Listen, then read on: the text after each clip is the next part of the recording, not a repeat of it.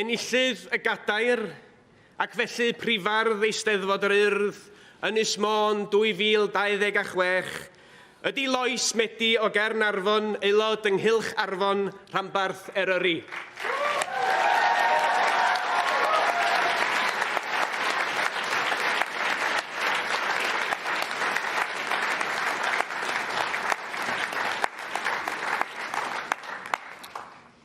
Cyn i Lois gael eistedd yn ei chadair, awnewch chi os gwelwch yn dda gydnabod camp y bardd trwy ailadrodd y geiriau hyn. Urdd Gobaith Cymru. Urdd Gobaith Cymru. Lois Gobaith Cymru. Lois Gobaith Cymru.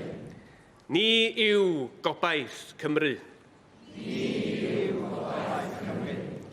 Ac felly eistedded y bardd.